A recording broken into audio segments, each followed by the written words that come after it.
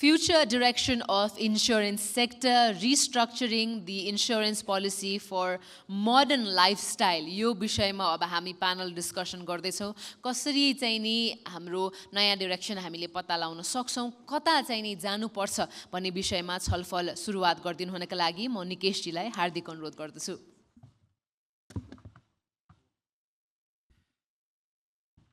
धेरै धेरै धन्यवाद सदीक्षा म्यामलाई. नमस्कार सबैजनालाई. म निकेश खत्री. आजको यो बिमा क्षेत्रको दिशानिर्देश, आधुनिक जीवनशैलीका लागि बिमा नीतिको पुनर्संरचना नामक यो सत्रमा तपाईँ सम्पूर्णलाई म स्वागत गर्न चाहन्छु. पुनः एकपटक नमस्कार गर्न चाहन्छु. हामी आजको दिनमा पक्कै पनि आधुनिक जीवनशैली जिइरहेका छौँ. एउटा क्लिकको भरमा हामी घरमा बसेर इलेक्ट्रिसिटीको बिल तिर्छौँ. एउटा क्लिकको भरमा हामी प्लेनको टिकट काट्छौँ. एउटा क्लिकको भरमा हामी विश्वमा के भइरहेछ भनेर त्यो जानकारी लिन्छौँ. त्यो स्थितिमा हामी बिमामा के छौँ त? दुनियाँभरको कामहरू मोबाइलबाट गर्दै गर्दा मोबाइलबाटै हुने स्थिति छ या छैन? अनि आधुनिक जीवनशैलीसँग मेल खाने गरी हाम्रो देशको बिमा अगाडि बढेको छ कि छैन?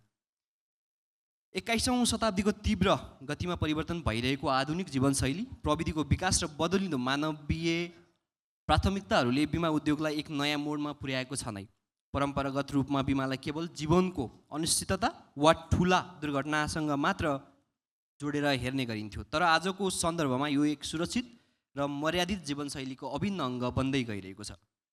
नेपाल जस्तो विकासशील राष्ट्रमा जहाँ बिमाको पहुँच क्रमशः विस्तार भइरहेको छ, तर सन्तोषजनक छैन. किनभने 50% पुर्याउने नेपाल सरकारको लक्ष्य 43मै खुम्चिरहेको छ. त्यहाँबाट बढ्न सकेको स्थिति छैन. यद्यपि यसलाई बढ्दो स्थितिमा छ भनेर हामीले भन्न सक्छौँ. आधुनिक ग्राहकका आवश्यकताहरू परम्परागत पोलिसीहरूभन्दा फरक हुन थालेका छन्. डिजिटल साक्षरता, गिग इकोनोमी, जलवायु परिवर्तनको जोखिम र स्वास्थ्यप्रतिको बढ्दो सचेतना तथा युवाहरूले अँगाल्न थालेको आधुनिक जीवनशैली, नाइट कल्चर, मदिरा, करियर जस्ता तनावले गर्दा पुरानो कार्यशैली र संरचनागत आमूल परिवर्तनको माग भइरहेको छ नै.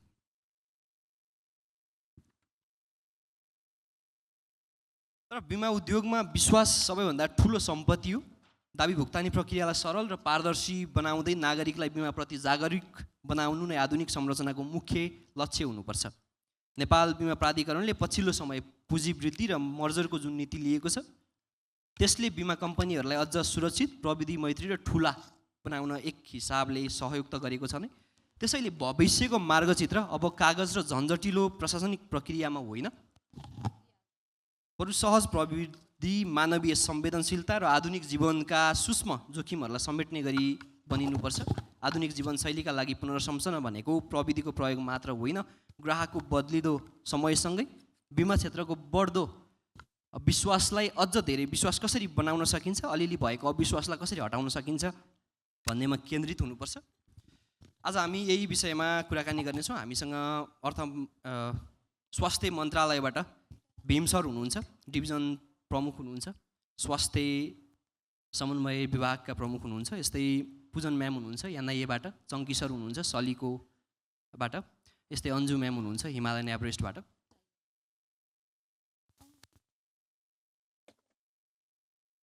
म आजको यो कुराकानीलाई सुरुवात गर्न चाहन्छु.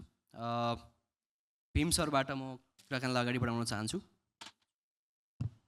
मैले सुरुमा पनि भनिसकेको छु, जस्तो आधुनिक जीवनशैलीको कुरा गरिरहेका छौँ हामी यति बेला, होइन, जहाँ सबै सेवा मोबाइलबाटै उपलब्ध हुन्छ, मोबाइलबाट गर्न सकिन्छ. त्यसैले नेपालको वर्तमान बिमा नीतिलाई अहिले जे छ त्यसलाई आधुनिक र तीव्र गतिमा परिवर्तन भइरहेको जीवनशैली अनुकूल बनाउन कस्ता संरचनात्मक सुधारहरू आवश्यक छन्? तपाईँ मन्त्रालयमा बसेर जुन हिसाबमा बिमासँग समन्वय गर्दै हुनुहुन्छ, अहिलेको नीतिलाई कतिको पुनर्संरचना गर्न आवश्यक देख्नुहुन्छ तपाईँले? धन्यवाद प्रश्नको लागि. म थोरै यो हलमा यो सेसनभन्दा अघिल्लो प्यानलमा पनि बसेर करिब 1 घन्टा कुराहरू सुने र यहाँ उपस्थित भएका सम्पूर्ण महानुभावहरूको कुराहरू सुन्दा हेर्दा म थोरै फरक प्लानेटबाट आएको जस्तो महसुस भएको छ. म मिनिस्ट्री अफ हेल्थमा काम गर्छु, म स्वास्थ्यको विद्यार्थी हो.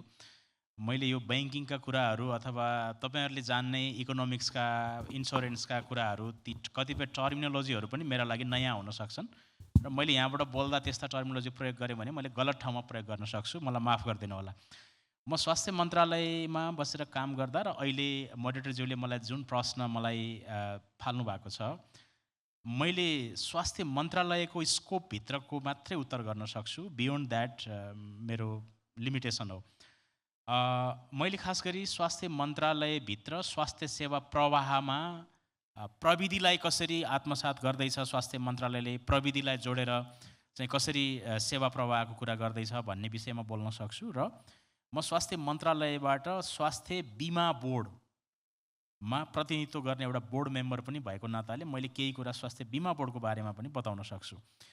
पहिलो कुरा, म स्वास्थ्य मन्त्रालयको समन्वय महाशाखा प्रमुखको हैसियतले कुरा गर्दा स्वास्थ्य सेवामा टेक्नोलोजीलाई अथवा डिजिटलाइज टेक्नोलोजीलाई प्रयोग गरेर स्वास्थ्य सेवा प्रवाहलाई परिष्कृत गर्दै जाने, पेपरलेस गभर्नेन्सका कुराहरू, पेपरलेस हेल्थ सर्भिस डेलिभरीको कुराहरू गर्नको लागि स्वास्थ्य मन्त्रालय तत्पर छ। हामीले डिजिटल हेल्थ ब्लुप्रिन्ट स्वास्थ्य मन्त्रालयले इन्डोर्स गरिसकेका छ र त्यही ब्लुप्रिन्टमा आधारित रहेर स्वास्थ्य सेवामा, हस्पिटलहरूमा, हेल्थ सर्भिस डेलिभरीका आउटलेट्सहरूमा बिस्तारै पेपरलेस सिस्टम सुरुवात गर्ने र मन्त्रालयमै पनि पछिल्लो 1 महिनामा हामीले टिप्पणी उठाउने, टिप्पणीमा निर्णयहरू गर्ने कुराहरूलाई पनि GIOMS को प्लेटफर्म प्रयोग गरेर हामी डिजिटल सिस्टम नै प्रयोग गर्न सुरुवात गरिसकेका छौँ। भलै यो गर्दै जाँदाखेरि भर्खर पहिलो सुरुवातमा केही सिकाइहरू चाहिँ छन् हाम्रा, किनभने म 20 वर्ष अगाडि नेपाल सरकारको कर्मचारी भएर जागिरी जीवन सुरु गर्दाखेरि मैले कम्प्युटर चलाउन जान्दैन थिएँ। तर अब अहिले मैले हरेक दिन अलमोस्ट मेरो 50% अफ टाइम मैले ल्यापटपमा बसेर अफिसियल काम गर्नुपर्ने हुन्छ GIOMS को सिस्टमबाट। यो एउटा पाटो हो। दोस्रो कुरा, मैले स्वास्थ्य बिमा बोर्डतिर, अब यो बिमासँग सम्बन्धित कार्यक्रम भएको भएर मैले स्वास्थ्य बिमा बोर्डको एउटा मन्त्रालयबाट प्रतिनिधित्व गर्ने सदस्य भएको नाताले स्वास्थ्य बिमा बोर्डमा पनि पछिल्लो समय यहाँहरूले विभिन्न सञ्चार माध्यमबाट सुनिरहनु भएको छ। स्वास्थ्य बिमा बोर्डमा केही इस्युहरू हामीले महसुस गरेका छौँ र त्यसलाई ट्रान्सफर्म गर्नको लागि स्वास्थ्य मन्त्रालयले विशेष पहलहरू, विशेष प्रयासहरू गरिराखेका छ र धेरै छिटै नै हामीले त्यसलाई ट्रान्सफर्म गरेर सुधारको महसुस हुने गरी काम गर्ने चाहिँ तयारीमा हामी छौँ। त्यसमध्येको एउटा रिफर्म, स्वास्थ्य बिमा बोर्डलाई रिफर्म गर्ने हाम्रा अहिलेका केही प्रायोरिटाइज एक्टिभिटिजहरूमध्ये यहाँले भन्नुभएको जस्तो डिजिटल प्लेटफर्ममा लगेर स्वास्थ्य बिमा बोर्डमा इनरोलमेन्ट गर्ने, बिमितहरूलाई स्वास्थ्य बिमा बोर्डले दिन सक्ने सेवाहरू दिने, त्यहाँबाट सेवा प्रदान गर्ने 500 भन्दा बेसी अस्पतालहरू आबद्ध हुनुहुन्छ, उहाँहरूलाई पनि डिजिटल प्लेटफर्म मार्फत नै स्वास्थ्य बिमा र बिमितहरूको सेवामा जोड्ने प्रयास चाहिँ हाम्रो स्वास्थ्य बिमा बोर्डलाई रिफर्म गर्ने थुप्रै एक्टिभिटिजहरू छन्, जसमध्ये इमिडिएट 2 महिना 3 महिनाभित्र गर्ने एक्टिभिटीहरू भनेर हामीले आइडेन्टिफाई गरेर काम सुरुवात गरिसकेका छौँ। र त्यो कामको चाहिँ एउटा मेजर एक्टिभिटी चाहिँ यसलाई चाहिँ डिजिटल प्लेटफर्ममा ट्रान्सफर्म गर्ने हो। तपाईँले स्वास्थ्य बिमाको काम गर्दै गर्दा कहिलेकाहीँ अर्थ मन्त्रालयसँग पनि समन्वय गर्नुपर्ने हुन्छ होइन, बिमा प्राधिकरणसँग पनि समन्वय गर्नुपर्ने हुन्छ।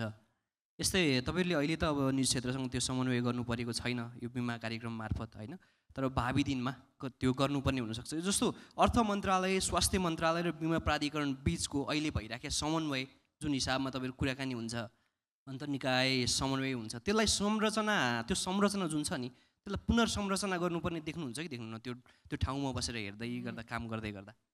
हस्, धन्यवाद। तर यस्तो भयो, यो स्वास्थ्य बिमा भनेर हामीले जसरी स्वास्थ्य बिमा बोर्ड गठन गरेर त्यसले चाहिँ त्यसको फङ्सनहरू क्यारी गरिरहेछ नि, यो चाहिँ सायद केही दिन अगाडि, करिब 2 हप्ता अगाडि बिमा प्राधिकरणको सरहरूसँग पनि स्वास्थ्य मन्त्रालयमा मान्य मन्त्रीज्यूकै पहलमा हामीले छलफल एउटा गरेका थियौँ। त्यसमा बस्दाखेरिको हाम्रो बुझाइ के थियो भने स्वास्थ्य बिमा बोर्डको स्कोप अफ वर्क चाहिँ बिमा प्राधिकरणले को स्कोपभित्र चाहिँ यो नअटाउने रहेछ। स्वास्थ्य बिमा बोर्ड हामीले भन्न चाहिँ स्वास्थ्य बिमा बोर्ड भनेका छौँ, बिमा बोर्ड भनेका छौँ, तर यो चाहिँ स्वास्थ्यको सामाजिक सुरक्षा, सोसल सेक्युरिटीको चाहिँ फिलोसोफीमा चाहिँ बिल्डन भएको रहेछ यो। त्यसो हुँदा हुन चाहिँ हामी बस्ने, छलफल गर्ने, भेट्ने, कुराकानी गर्ने कुराहरू चाहिँ त्यो नहुने भन्ने छैन। हामीले 2 हप्ता अगाडि नै पनि मन्त्रीज्यूकै विशेष पहलमा हामी बस्ने, छलफल गर्ने गऱ्यौँ। केही बिमा कम्पनीहरूसँग पनि बसेर हामीले यो बिमालाई, स्वास्थ्य बिमा बोर्डलाई कसरी सुधार गर्न सकिन्छ भनेर लर्निङ डिस्कसनको लागि पनि हामी बस्यौँ, छलफल गऱ्यौँ। तर अर्थ मन्त्रालय त यो चाहिँ बरु स्वास्थ्य मन्त्रालयको भूमिका चाहिँ जस्ट एउटा नेपाल सरकारसँग स्वास्थ्य बिमा बोर्डको पोइन्ट अफ कन्ट्याक्ट मिनिस्ट्री चाहिँ स्वास्थ्य मन्त्रालय हो। तर अरू रिसोर्स जेनेरेसन गर्ने, रिसोर्स इन्स्योर गर्ने विषयमा त अर्थ मन्त्रालय त हाम्रो एउटा मेजर स्टेक होल्डर हो होइन। अब बिमा बोर्डले क्लेम भेरिफाई गरेर पठाएको चाहिँ रिइम्बर्समेन्ट गर्नुपर्ने कुरालाई चाहिँ स्वास्थ्य मन्त्रालयले अर्थ मन्त्रालयसँग समन्वय गरिदिने काम गर्छ। त्यसो हुँदा अर्थ मन्त्रालय इज मेजर स्टेक होल्डर। म फेरि तपाईँसँग पछि आउँछु। जस्तो म पुजन म्यामसँग जान चाहेँ। नेपालमा बदलिरहेको परिवेश अनुसार बिमा क्षेत्रको रिफर्मेसनका लागि नियामक निकायहरू जस्तो बिमा प्राधिकरणले अर्थ मन्त्रालय र स्वास्थ्य मन्त्रालयसँग कुन हिसाबको समन्वय गरिराखेको छ, अनि अहिले बिमा प्राधिकरणले जसरी काम गरिराखेको छ त्यसमा चाहिँ हामी कता कता देख्छौँ स्वायत्त नभएको पनि जस्तो देखिन्छ बाहिरबाट हेर्दा। भित्र चाहिँ स्थिति कस्तो छ, त्यसलाई फुकाउनको निमित्त के कस्ता काम गर्नुपर्छ जसले हाम्रो बिमालाई पुनर्संरचना गर्न सकोस्?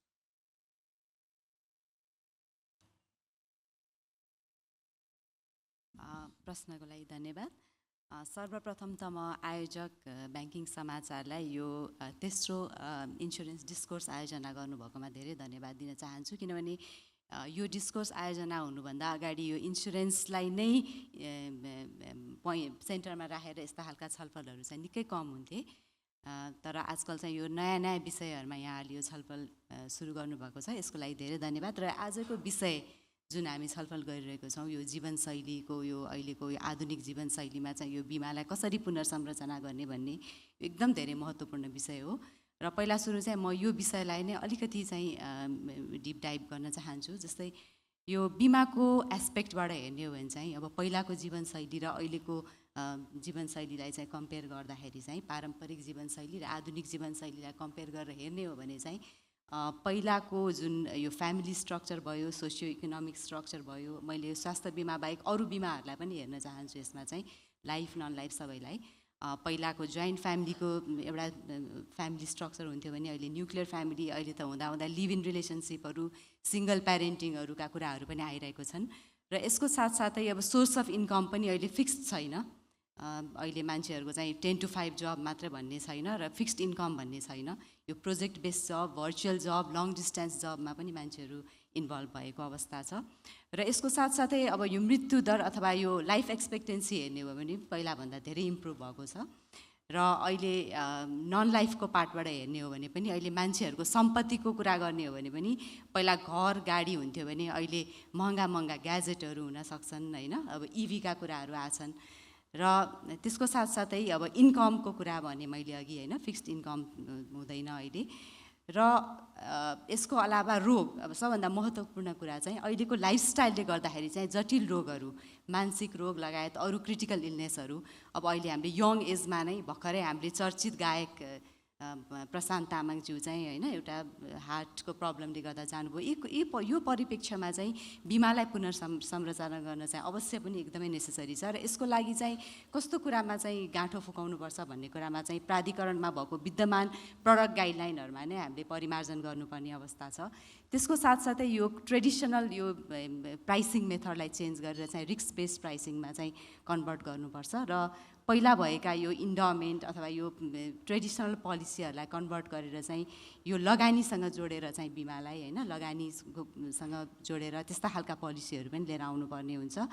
र जनशक्ति विकासको पनि मैले महत्त्व देख्छु, किनभने अहिले जुन जनशक्ति छ हामीसँग, अघि डेटाको कुरा आयो, डिजिटाइजेसनको कुरा आयो, तर हाम्रो कन्टेक्स्टमा चाहिँ हामीसँग बिमाङ्कीको पनि अभाव छ हाम्रो, र त्यसको साथसाथै डेटा एनालिस्टको पनि अभाव छ, र क्लाइमेट रिस्कको एक्सपर्टहरूको पनि अभाव छ बिमा क्षेत्रमा। त्यही भएर जनशक्ति विकासको पनि धेरै धेरै ठुलो महत्त्व छ। र यो यहाँले अब स्वायत्तताको कुरा गर्नुभयो, अर्थ मन्त्रालयसँगको समन्वयको कुरा गर्नुभयो, र अर्थ मन्त्रालयसँग समन्वय नगरिकन हामी केही पनि गर्न सक्दैनौँ। अर्थ मन्त्रालयको बिमा क्षेत्रको विकासमा ठुलो भूमिका छ, र अर्थ मन्त्रालयबाट अथवा नेपाल सरकारबाट ल्याएको पोलिसीहरूले गर्दाखेरि नै यो बिमाको इन्डस्ट्रीको ग्रो भइरहेको छ होइन। कम्पलसरी बिमाहरूका कुरा भए, अहिले भर्खरै यो पब्लिक सम्पत्तिहरूको बिमा गर्ने कुरा भए होइन, गभर्मेन्ट भेहिकलहरूको बिमा गर्ने कुराहरू आएको छ, र यो कुरा चाहिँ धेरै नै महत्त्वपूर्ण छ। र यो नेसनल स्ट्र्याटेजीमा भनौँ, बिमा नीतिका कुराहरू भनौँ, यो सबै बनाउनमा चाहिँ अर्थ मन्त्रालयको चाहिँ ठुलो भूमिका छ। तपाईँले भन्नुभयो भने जस्तो महँगा गाडीहरू, महँगा ग्याजेटहरू किन्ने अनि घरमा राख्ने, त्यसको बिमा गर्ने जुन खालको अहिले नीति बनेको छ युवा पुस्तामा, त्यो सुरु भएको छ, यसमा चाहिँ तपाईँ आफैले पनि भन्नुभयो पुराना पोलिसीहरूलाई रिफर्म गर्नुपर्ने बेला आएको छ, त्यसलाई फेरि बनाउनु पर्ने बेला आएको छ। जस्तो यहाँ दुईजना सिइओ सरहरू पनि हुनुहुन्छ, सिइओ सर र म्यामहरू होइन, उहाँहरूले पनि केही कुराहरू चाहिँ हामी यस्तो खालको इनोभेसन गर्दैछौँ भनेर तपाईँहरू समक्ष आउनुभयो भने त्यो इनोभेसनलाई तपाईँले सहजै स्वीकार गर्ने गरी आधुनिक जीवनशैलीलाई मेल खाने गरी गर्ने स्थिति कतिको रहन्छ कि अहिले कतिको हडल सुरु छ? हजुर, होइन यस्तो छ, अब प्राधिकरणले इनोभेसनलाई त जहिले पनि सपोर्ट गर्छ होइन, सरहरूलाई पनि थाहा छ। हामीहरूले काम गर्ने तरिका कस्तो छ भने हामीले सबै स्टेक होल्डरलाई चाहिँ सँगै राखेर हामीहरू चाहिँ धेरै डिस्कसन गरेर मात्र नयाँ नीतिहरू बनाउँछौँ र इनोभेसनलाई हामी वेलकम गर्छौँ। तर म के चाहिँ भन्न सक्दिनँ भने अब अहिलेको यो कतिपय कुरामा चाहिँ कानुनी संरचनामा चाहिँ परिवर्तन गर्नुपर्छ। र मैले सुरुमै प्रडक्ट गाइडलाइनको कुरा किन गरेँ भने अहिलेको प्रडक्ट गाइडलाइनले कतिपय अलाउ गर्ने कुराहरूमा चाहिँ हामीले चाहिँ परिमार्जन गरेर मात्रै नयाँ प्रडक्टहरू दिन सक्छौँ। तर अहिलेको परिप्रेक्ष्यमा चाहिँ यो इनोभेसनलाई नै रोक्ने खालको चाहिँ छैन, हाम्रो गाइडलाइनले चाहिँ इनोभेसनलाई चाहिँ सपोर्ट गर्छ। ओके, चङ्की सरलाई यही कुरा सोध्न चाहन्छु। जस्तो बिमा कम्पनीहरूले अहिले केही इनोभेसन गर्न चाहे, नयाँ प्रडक्ट बजारमा ल्याउन चाहे भने प्राधिकरणमा तपाईँहरू जानुभयो, हामीले यस्तो प्रडक्ट ल्याउँदैछौँ, तपाईँले अनुमति दिनु पर्यो भन्नुभयो भने तत्काल पाउने स्थिति छ कि छैन? त्यसले 2-3 महिना, 6 महिना, 1 वर्ष लाग्छ कि लाग्दैन? नमस्ते, धन्यवाद। आवाज आउँछ? आवाज छ मेरो? अब जुन कुरा अहिले हामीले कुरा गर्दैछ लाइफस्टाइलको चेन्जेसको कुरा र नयाँ पोलिसी इनोभेसन कुरा छ। अब यहाँले इनोभेसन गर्नु भएन भने त गाह्रो नै हुन्छ। अब यो बिमा क्षेत्र मात्र होइन, हरेक क्षेत्रमा innovation is very essential, important पनि छ। र पहिलेको दाँजोमा चाहिँ प्राधिकरणले जुन अघि भन्यो भने कानुनी संरचनाहरू जुन चेन्ज गर्ने छ त्यो छ। म उहाँ पुजनजी यहीँ हुनुहुन्छ, उहाँलाई मैले एउटा कुरा याद दिलाउन पनि चाहन्छु। आजभन्दा 10 वर्ष अगाडि चाहिँ हामीले चाहिँ टेलिकम अपरेटरसँग मिलेर चाहिँ इन्सुरेन्स कम्पनी र त्यो टेक्नोलोजी कम्पनीसँग मिलेर चाहिँ हामीले एउटा इन्सुरेन्स एसएमएसबाट चाहिँ इन्सुरेन्स गर्ने भनेर लिएर आएको थियो। त्यतिखेर प्राधिकरण मात्रै होइन, यता जुन टेलिकम कम्पनीको जुन तपाईँको प्राधिकरण हुनुहुन्छ नि त्यहाँ पनि होइन, के भन्छ नेपाल दूरसञ्चार प्राधिकरण, कहिले यता बुझाउनु गाह्रो, कहिले उता बुझाउनु गाह्रो, बुझाउँदै थुप्रै कुराहरू गरियो तर त्यो काम भएन। र त्यो ग्रुपहरू यहाँ नभएर उनीहरूले चाहिँ बङ्गलादेश, पाकिस्तान होइन, तपाईँको अफ्रिकामा गएर त्यो काम गरे, तर हाम्रोमा भएन। मान्छे हामी 10 वर्ष पछाडि यतै आइसक्यौँ। त अब लाग्छ अबको यो हाम्रो जुन नयाँ सोच छ अझै पनि पुरा भएको छैन भन्नुभयो त्यो। हजुर, अझै पनि त्यो प्रडक्ट तपाईँले लन्च गर्न सक्नु भएको छैन? यस्तो छ नेपालमा के छ, कुनै कुरा तपाईँले गर्नु खोज्नुभयो भने त्यो गर्नु अगाडि नै के तपाईँले स्विमिङ गर्नु छ, if you want to learn the swim होइन, तपाईँले अन्टिल अनलेस तपाईँ जम्प गर्नु तपाईँले त्यो कुरा सिक्नु हुँदैन क्या। यहाँ सिक्नु अगाडि के इनोभेसन गर्नु अगाडि त फुटफल्सहरू त हुनसक्छ नि। पहिला हामी डराउँछ यो भने के हुन्छ त्यो भन्छ, त्यहाँ हामी हाम फालेपछि त्यसलाई चाहिँ करेक्सन गर्दै लिएर जाने। अघि ब्याङ्क एन्सर्स कुरा गरेँ, ब्याङ्क एन्सरमा 1970मा तपाईँको दुनियाँमा चल्यो थियो होइन, त्यतिखेर एजेन्टहरूको केही कुराहरू पनि आएको थियो यो गर्नु हुँदैन भनेर। तर जुन अघि हाम्रो भन्यो नि सबै हामी गाउँपालिकासम्म हामी 753 उसमा चाहिँ हामी ब्याङ्क छौँ नि, त्यो डिस्ट्रिब्युसन च्यानललाई कसरी युज गर्ने भन्ने खालको कुरा हो क्या। अब यहाँ 1-2जनालाई अलिकति बदमासी गऱ्यो भनेर अब त्यसको जरै काटिदिन्छ क्या। त्यसलाई कसरी करेक्सन गर्ने, त्यो हाँगा बिङ्गालाई कसरी छटाएर होइन करेक्सन मेजर्स के गर्ने, कसैले गल्ती गर्छ त्यसलाई कसरी सुधार गर्ने होइन कि हामी त्यसरी जान्छौँ क्या। त्यो नेपालीको विडम्बना छ, कुनै नयाँ चिज गर्नुहोस्, एक त त्यो हाम्रो जुन स्टेक होल्डर छ उहाँले यसले नयाँ गरेर केही हुन्छ कि भन्ने एउटा डर थियो। र जहाँ हामी त्यसको स्वीकृति लिन जान्छौँ त्यहाँ अर्को खाले यसले के खालको भने रिजल्ट दिन्छ भन्ने, यो होइन कि यसले बेटर वेमा जान्छ भन्ने खालको कुरा चाहिँ छैन। तर अहिले चाहिँ प्राधिकरणमा चाहिँ के छ भने उहाँहरूको एउटा नियममै के छ भने हामीलाई हरेक वर्ष तपाईँले नयाँ नयाँ इनोभेसन नयाँ नयाँ प्रडक्टहरू चाहिँ लिएर आउनु भन्ने खालको त्यो प्रावधान नै भएको हुनाले चाहिँ अब पहिले जस्तो चाहिँ त्यो कुरामा झन्झटिलो हुँदैन भन्ने चाहिँ हामीले आशा राखेका छौँ। जस्तो तपाईँले भन्नुभयो नि एउटा प्रडक्ट 10 वर्ष अगाडि प्लान गर्दा अहिलेसम्म पनि त्यसलाई कार्यान्वयनमा लग्न सकिया छैन, त्यो एउटा उदाहरण भयो। तर पछिल्लो समय प्राधिकरणले नयाँ इनोभेसन गर्न तपाईँलाई प्रोत्साहन गरिराखेको छ। अघि जुन प्रडक्टको कुरा गरेँ त्यो एसएमएसबाट गर्ने भने त्यो त अब आउटडेटेड भएर नयाँ चिजमा आइसक्यो। मान्छे अनलाइन अहिले तपाईँको ई सेवाको जुन छ नि जुन ट्रेन्डहरू भेन्डरहरू त्यो चिजलाई आइसक्यो। पहिले TRIFED telecom company, insurance company र त्यो बिचको त्यो सिस्टमवाला हुन्थ्यो नि, अब त डाइरेक्ट हुनु थालिसक्यो। त्यो चिज चेन्ज भइसक्यो। र हाम्रो जुन अहिले पोलिसिजहरू जुन छ, हामीले जुन पोलिसीहरू डिजाइन गरेछौँ त्यो हामीले हिजोको हेरेर हिजोको लाइफस्टाइलमा गरेछौँ। र आज यति फास्ट छ क्या, रिस्क पनि त्यसरी नै बढेको छ र मान्छेको डिमान्ड एन्ड सप्लाई पनि यति धेरै बढेको छ नि, त्यो पुरानो पोलिसीले अहिलेको टाइममा चाहिँ त्यो काम गर्दैन। त्यसलाई चाहिँ हामीले जहिले पनि रिभाइज गर्नु पर्यो, इम्प्रुभमेन्ट गर्नु पर्यो र इनोभेसनको माध्यमबाट अगाडि बढ्नुपर्छ। यसका लागि हाम्रो जुन अन्तर सरकारी निकाय समन्वयको कुरा छ नि, तपाईँले भन्नुभयो प्राधिकरणलाई बुझाउँदा र उता दूरसञ्चार प्राधिकरणलाई बुझाउँदै हामीले आउटडेटेड भइसक्यो त्यो प्रडक्ट, सायद त्यो आउँथ्यो भने केही हिसाबसम्म पेन्ट्रेसन बढ्थ्यो होला। यो अन्तर्निकाय समन्वयलाई चाहिँ हामीले कसरी पुनर्संरचना गर्न सकिएला बिमाको विकासका निमित्त? अर्को यो भन्दा पनि एउटा समन्वय समिति पनि आवश्यक हो कि कस्तो हुनसक्छ यसका लागि चाहिँ? अघि सिम्पल अघिको योभन्दा अगाडिको सेसनमा जुन थियो नि, त्यो कुनै ठुलो कुरा पनि छैन, ब्याङ्क इन्सुरेन्सको कुरा होइन, र त्यसको जुन आउटपुट, त्यसको रिटर्न र त्यसले सोसाइटीमा दिने जुन रिजल्ट छ त्यो अघि हामी डिस्कस गरिसक्यौँ। अब दुईजना निकायले खालि त्यो गरिरहेको चिजलाई चाहिँ पोलिसी अलरेडी छ, डिस्ट्रिब्युसन च्यानल गर्ने तरिका अलरेडी छ, खालि कसैले बदमासी गर्ने, त्यसलाई वार्न कसरी गर्ने, करेक्सन गर्ने कति हो भनेर भोलिबाट सुरु गरिदिनु, भोलिबाट स्टार्ट हुने कुरा क्या। अब त्यसलाई 10 वर्ष हामीले रोक्दैछौँ भने जुन प्यारिडिसन गभर्मेन्टले एउटा लिएको छ कि हामी यो जनता माझमा कसरी यो इन्सुरेन्सको पहुँच पुऱ्याउने भनेर, अब हामी त्यो 10 वर्ष पछाडि भयो, त त्यसलाई भोलिबाट खोल्नुहोस् न, त्यसको कुनै प्रब्लमै छैन, because the system is already there, खालि हामीले त्यसलाई इम्प्लिमेन्ट कसरी गर्ने मात्रै हो। अब हामी त्यो थट्स प्रोसेस नै अर्थोडक्स टाइपको छ क्या, त्यसले गर्दाखेरि नगर्नु सक्या। म अन्जु म्यामपट्टि जान चाहेँ। हामी इनोभेसनका कुरा गर्दैछौँ, आधुनिक जीवनशैलीमा जिरहेका छौँ, आधुनिक जीवनशैलीसँग मेल खाने बिमाका कस्ता खाले इनोभेसन ल्याउन सकिन्छ, त्यसलाई कसरी पुनर्संरचना गर्न सकिन्छ पुरानो शैलीलाई भनेर कुराकानी गर्दै गर्दा हामीसँग एउटा के आरोप छ भने नेपालका बिमा कम्पनीहरूले दाबी भुक्तानी दिँदैनन्, पैसा दिँदैनन्, पैसा टन्न तिर्यो, आफूले पाउने बेला पैसा पाइन्न, विभिन्न निकायमा भन्नुपर्ने, प्राधिकरणमा भन्नुपर्ने, प्रहरीलाई भन्नुपर्ने, सिओ चिन्ने अब सिओ मार्फत लिनुपर्ने अथवा डिसिओ मार्फत लिनुपर्ने हो कि भन्ने खाले छ। जस्तो यसले चाहिँ होइन यो भ्रम हुँदाखेरि अनि सर्वसाधारणले बिमा गरेर पैसा नपाउँदाखेरि हामीले भने जस्तो पुनर्संरचना कतिको सहज छ, या हामी चाहिँ यो बिमा कम्पनीले पैसा दिन्छन् है भनेर अबको 1 दशक वा 2 दशक बिताउनु पर्ने स्थिति हुन्छ, के हुन्छ? धन्यवाद प्रश्नको लागि। सबैभन्दा प्रथम मैले के भन्न चाहेँ भने बिमा भन्ने कुरा विश्वासमा चल्ने व्यापार हो है। हामीहरूले एज अ बिमा इन्सुरेन्स कम्पनी हामीहरूले चाहिँ तपाईँहरूलाई एउटा प्रमिस बेचेर हामीले 2 पैसा कमाएर हाम्रो स्टेक होल्डरलाई रिटर्न दिने काम हो। यसरी चाहिँ भन्न मिल्दैन जस्तो लाग्छ मलाई चाहिँ। फर्स्ट अफ अल चाहिँ इन्सुरेन्स कम्पनीले क्लेमै नतिर्ने हो भने यो यत्रो ठुलो भुइँचालो आउँदाखेरि होइन, कोभिडको महामारी हुँदाखेरि, बाढी पहिरोमा हाम्रो यत्रो नोक्सान हुँदाखेरि त सबै बिमा कम्पनीहरूले क्लेम त तिरेकै छ नि। त्यसै चाहिँ भन्न मिल्दो जस्तो लाग्दैन मलाई निकेसी होइन, क्लेमै नतिरेको विश्वासै नहुने भन्न चाहिँ मिल्दैन। तर मेरो विचारमा के लाग्छ भनेदेखि बिमा भनेको हामीहरू सेवा दिने हो नि त।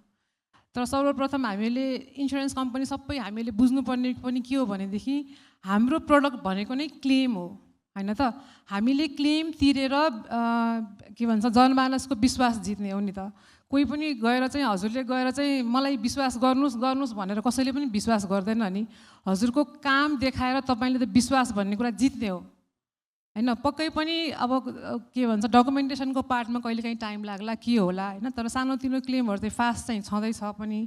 ठुलो क्लेमहरूमा अलिकति टाइम समय लाग्छ। त्यसमा चाहिँ अब हामीले पनि एज एन इन्सुरेन्स कम्पनी चाहिँ अलिकति क्लेमलाई छिटो छरितो र सहज चाहिँ बनाउनै पर्छ होइन। एज एन हिमालयन इन्सुरेन्सको एभरेस्ट इन्सुरेन्सको हकमा चाहिँ म एउटा चाहिँ तपाईँहरूलाई के भन्न चाहन्छु भनेदेखि हामीले अहिले कस्टमर पोर्टल हामीले लन्च गरेछौँ, जहाँ चाहिँ एउटा बिमितले चाहिँ मेरो क्लेम कहाँ पुग्यो त भन्ने कुरा देख्न मिल्छ है। फर्स्ट अफ अल त हामीहरूको इन्टरनल क्लेमको कुरामा चाहिँ हामीले इन्टरनल सिस्टममा नै चाहिँ कसैले पनि त्यो क्लेम नम्बर राख्यो भने त्यो क्लेमको स्टेटस के हो त भन्ने कुरा हामीले हेर्न मिल्छ। र अब हामी निकै चाँडै नै लगभग माघको एन्डमा नै हाम्रो कस्टमर पोर्टल रेडी भइसक्यो। त्यसमा चाहिँ कुनै पनि ग्राहकले आफ्नो क्लेम नम्बर राख्यो भने उहाँको मोबाइलमा एउटा SMS जान्छ। त्यो कोड गइसकेपछि कोड राखेपछि उहाँको क्लेममा चाहिँ तपाईँको के प्रोसेस कहाँ पुगेको छ र के कागजपत्रहरू चाहिँ तपाईँको ड्यू भइरहेको छ त, केले गर्दा क्लेम रोकिरहेको छ भन्ने कुरा एकदम ट्रान्सपेरेन्टली हेर्न पाउन सक्नुहुन्छ होइन। सबै बिमा कम्पनीहरूले पनि भनौँ न बिमा इन्सुरेन्स फर्टर्निटीमा यदि क्लेमको प्रोसेसलाई अलि ट्रान्सपेरेन्ट बनाउने, अलि सहज बनाइदिने हो भने पक्कै पनि विश्वास जित्ने मात्र होइन, त्यहाँबाट व्यापार पनि बढाउन हामी सक्छौँ। यी यावत विषयहरूको बावजुद तपाईँले क्लेम सेटलमेन्टका कुराहरू होइन कहाँ पुग्यो भनेर हेर्न पाउने व्यवस्था गर्दै पनि सर्वसाधारणमा त्यो बिमाप्रतिको विश्वास चाहिँ अझै पनि देख्न सकिँदैन। त्यसलाई बढाउनका निमित्त कस्ता खालका नीतिगत पुनर्संरचना आवश्यक देख्नुहुन्छ? जस्तो हामीसँग अब स्वास्थ्य मन्त्रालयबाट हुनुहुन्छ होइन, बिमा प्राधिकरण, तपाईँहरू इन्सुरेन्स कम्पनीहरू हुन्छ, सबै निकाय मिलेर कस्तो खालको पुनर्संरचना अथवा संरचना बनाइयो भने चाहिँ बिमाप्रति सर्वसाधारणले विश्वास पाउन सक्छन्? होइन, संरचना भन्दाखेरि पनि मलाई अघि पनि मैले भने मेरो फोकस चाहिँ क्लेममा नै हो। हजुर, दाबी भुक्तानी नै हो। तपाईँले एउटा क्लाइन्टलाई दाबी भुक्तानी राम्रो गर्यो भने पक्कै पनि उहाँले 10जना क्लाइन्टलाई रिफर गर्नुहुन्छ नि त। 10जनालाई तपाईँले चित्त बुझाउन सक्नुभयो दाबी दिएर भने उहाँले 100जनालाई भन्नुहुन्छ नि त। त्यसरी नै मेरो विचारमा चाहिँ दाबीमै काम गरेर चाहिँ हामीले फर्स्ट प्रायोरिटी भनेको क्लेममा नै दिनुपर्छ भन्ने लाग्छ मलाई। ओके, म फेरि पछि आउँछु तपाईँसँग। भीम सरसँग जान चाहेँ। जस्तो तपाईँ यति बेला सरकारको प्रतिनिधिका रूपमा यहाँ हुनुहुन्छ होइन, स्वास्थ्य मन्त्रालयमा रहे पनि। भर्खर अन्जु म्यामले पनि के भन्नुभयो भने बिमा कम्पनीहरूको विश्वास चाहिँ बढ्दैछ, हामीले दाबी पनि दिइरहेछौँ भन्नुभयो। जस्तो सरकार आफैले पनि दाबी नदिँदाखेरि, दाबी भुक्तानी नदिँदाखेरि कहीँ कतै बिमाप्रतिको विश्वास नबढेको जस्तो देखिन्छ। किनभने भर्खरै स्वास्थ्य बिमा कार्यक्रमलाई हामीले देखिरहेछौँ, भद्रगोली स्थिति छ होइन, तपाईँ बोर्डमा पनि हुनुहुन्छ। अर्को चाहिँ कोरोना बिमामा सरकारले, अर्थ मन्त्रालयले प्रतिबद्धता गर्यो, सिओ सर म्यामहरू यहीँ हुनुहुन्छ, उहाँहरूले बिमा गर्नुभयो, पछि मन्त्रालयले पैसा दिएन भनेर भुक्तानी अझै पनि 11 अर्ब रोकिएको छ। बिमा कृषि बिमाको कार्यक्रममा हामीले देखेकै छौँ होइन। यो बिमाप्रतिको अविश्वास बढाउनको निमित्त कहीँ कतै प्रत्यक्ष र अप्रत्यक्ष रूपमा सरकार आफै अग्रभागमा छ कि भन्ने खालको जुन प्रश्नहरू छन् नि, यसमा चाहिँ स्वास्थ्य मन्त्रालयले कसरी जवाफ दिन मिल्ला अथवा कसरी सोचिरहेको छ यो कुरामा? हस्, धन्यवाद। तपाईँको प्रश्नको जवाफ दिने यो चेयरमा अर्थ मन्त्रालयको अफिसियल्स भएको भए they would answer the best.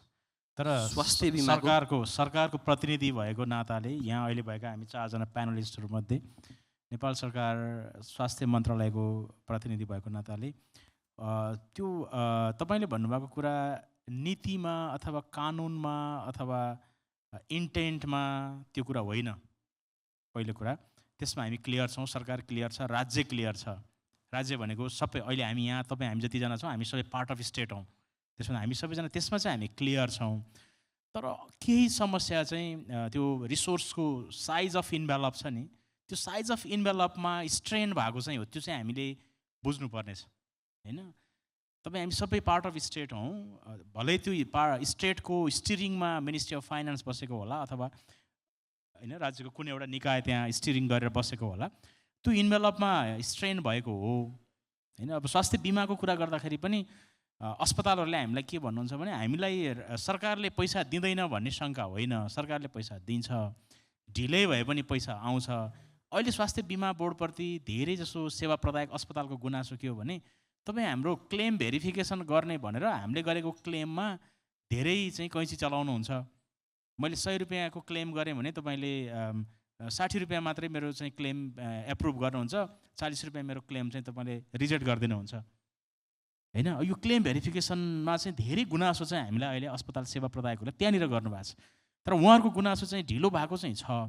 तर यो ढिलो चाहिँ सरकारले कुनै न कुनै दिन चाहिँ यो पैसा भुक्तानी गर्छ, तिर्छ। केही भएन भने यो हामी चाहिँ सरकारी सिस्टममा आर्थिक वर्ष भन्ने हिसाब गर्छौँ, असार मसान्तसम्म गएर भए पनि सरकारले पैसा चाहिँ भुक्तानी गर्छ।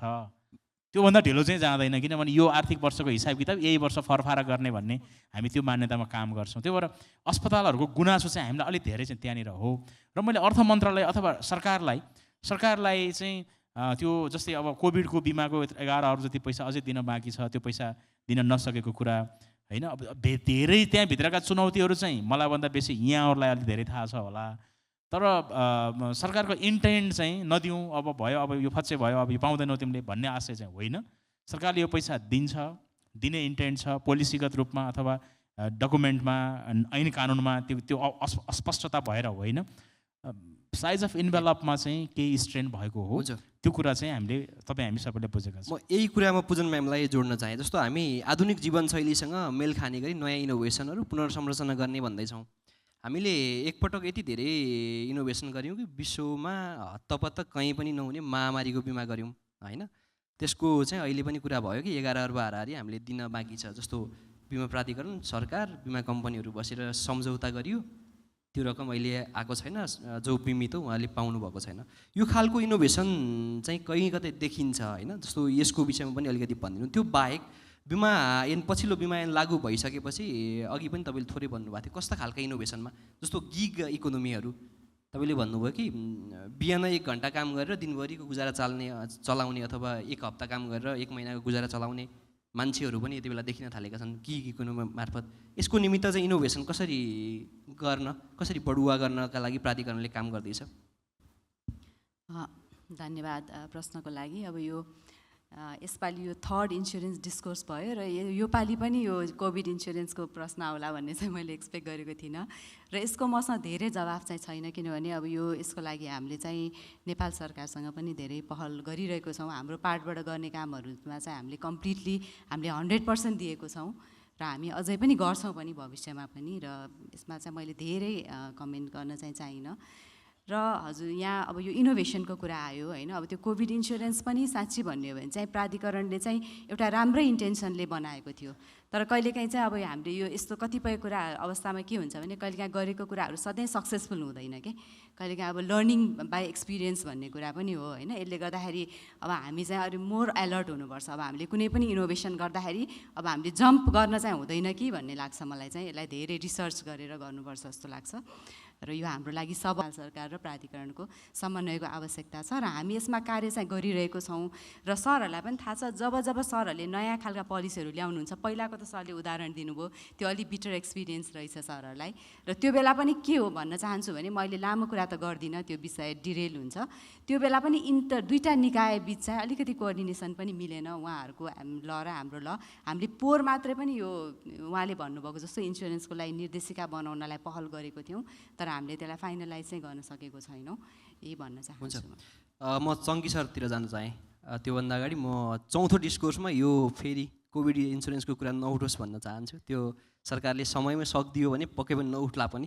चङ्की सरतिर जान चाहेँ। जस्तो अघि अन्जु म्यामलाई पनि मैले सोधेको थिएँ, बिमा कम्पनीहरूले पैसा दिँदैनन् भन्ने जुन प्रश्न छ नि, यसलाई सटिक बनाउँदै क्या होइन, बिमा कम्पनीहरूले त पर्ने बित्तिकै पैसा दिन्छन् भनेर। जस्तो तपाईँले अहिले पनि पैसा दिँदा त्यसको चाहिँ पैसा दिँदा पनि त्यसको जस पाउनु भएको छैन, अब्जस बोक्नु परेको छ बिमा कम्पनीहरूले। त्यसलाई सटिक बनाउनको निमित्त कि कुनै मोडलहरू जस्तो कुनै विदेशी देशहरूले अँगालिरहेको मोडल दाबी पर्यो भने त्यसको 1 हप्ताभित्र, अब तपाईँहरूले अस्ति यो जेनजी आन्दोलनपछि र बाढी पहिरोपछि आधी पैसा त अलरेडी भुक्तानी गर्नुभएको थियो, त्यति गर्दै गर्दा पनि अझै पनि के अब्जस छ भने पैसा दिँदैनन् भन्ने छ। यसलाई अझ विश्वासिलो बनाउनको निमित्त जस्तो तपाईँहरूले कसरी सोच्नु भएको छ, प्राधिकरणले के काम गर्नु पर्ला, बिमा कम्पनीहरूले कसरी चाहिँ आफूलाई अझ रिफर्म गर्न सक्लान्? यस्तो छ तपाईँको नेपालमा जुन पोलिसिजहरू छ नि, अघि हामीले कुरा गऱ्यौँ, पुरानो ट्रेडिसनल टाइपको छ। तपाईँले अहिले कुरा गऱ्यो भने हाम्रो ग्राहकहरूलाई चाहिँ यो त एउटा राम्रो कुरा म तपाईँलाई के बताइदिन्छु। पहिले अर्थक्वेक थिएन होइन, हामीले अर्थक्वेक राख्यौँ, अर्थक्वेक आयो होइन। आरसिएमले टेरिजम पुलको जुन कुरा राख्यौँ के हुन्छ भन्थ्यो, त्यो हामीले राख्दाखेरि धेरै यहाँ सङ्घ संस्थाबाट त्यसको एगेन्स्टमा कुरा आयो, यो महँगो भयो, हामीलाई लाद्यो भन्ने खालको त्यो आयो अस्ति जेनजीबाट होइन, जुन हामीले पनि एक्सपेक्ट गरेको थिएनौँ। अब तपाईँको हाम्रो यहाँ अहिले तपाईँ डिजिटलाइजेसन कुरा गर्नुहोस्, हामीसँग एउटा पनि सिङ्गल साइबर पोलिसी छैन, साइबर सेक्युरिटी पोलिसी छँदै छैन। त्यो कुनै दिन आउँछ, हामीले अब यो पोलिसी बनाउँछ, त्यो पनि आउँछ क्या। हामी अहेड, हामी फ्युचरिस्टिक भएर चाहिँ के कस्तो खालको रिस्क आउँछ भनेर अगाडि बढ्छौँ। तर त्यो खालको नेपालमा चाहिँ पैसाकै कुरा आउँछ। अब के अलिकति कस्टली पनि हुन्छ। त्यो कस्टली हुने कारण चाहिँ सबभन्दा पहिले त गभर्मेन्टले बुझ्नु पऱ्यो कि इन्सुरेन्सको इम्पोर्टेन्स के हो भनेर।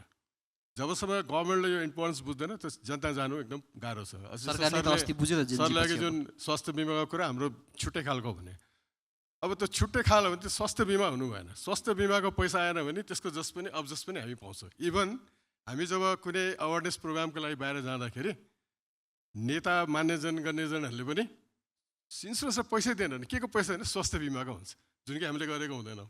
यो खालको अब्जस आउँछ। र अर्को कुरा पत्रकार जगतहरूको पनि के छ भने हामीले के कति तिरेर जस्तो अहिले जेनजी कुरा गऱ्यो नि, हामीले एडभान्स पेमेन्ट दियौँ, अर्थक्वेकमा पुरा सेटलमेन्ट गऱ्यो, अर्थक्वेक के अरे बाढी पहिरोको हामीले दिइरहेछौँ। तपाईँले कुनै एकजना पर्टिकुलर मान्छेले कोही आएर भनिदियो भने त्यसको बारेमा लेख्नुहुन्छ कि दिएको कुरा लेख्नु हुँदैन, कुन अड्क्यो भन्ने खालको कुरा हुन्छ। तपाईँले के देख्नु पऱ्यो भने त्यो टोटल नम्बर अफ पोलिसिज कति भएको छ, 1 वर्षमा पोलिसीको नम्बर कति छ, र त्यसमा सेटलमेन्ट कति भएको छ, र यस्तो खालको अब्जेक्सन कति खालको आएको छ, त्यो पर्सेन्टेजमा हेर्नु पऱ्यो क्या। त्यो एकदम रेयर, त्यो 0.001% पनि हुँदैन होला। तर हामीले क्यारी त्यही कुरा गर्छौँ कि हाम्रो यो समाजमा के छ भने अलि नेगेटिभिटी मन पराउने पढ्ने पनि त्यही, र त्यो कुरालाई धेरै जोड गर्ने छ क्या। त्यो कुरा हामी सबै स्टेक होल्डरले बुझाउनु सक्नु पऱ्यो। इन्सुरेन्सको महत्त्व के हो, इन्सुरेन्स साँच्चै तिरेछ कि तिरेछ छैन। कहिले कहिले ग्राउन्ड फिल्डमा गएर तपाईँले सोध्नु पऱ्यो कि इन्सुरेन्सको क्लेम तिरेपछि तपाईँले कस्तो महसुस गर्नुभएको छ। तपाईँले जसले दिएन, कोहीले फ्रडुलेन्ट गरेछ भने चाहिँ डेफिनेटली हामी पठाउँछ नि। हामी इन्सुरेन्स कम्पनीले जब लाखौँ करोडको चिज तिर्छौँ भने यो 10,000 20,000 25,000को लागि प्राधिकरणमा मुद्दा जानुपर्ने के जरुरत छैन नि। त्यो कुरा तपाईँहरूले बुझिदिनु पऱ्यो क्या, यो अवेरनेसको कुरा हो।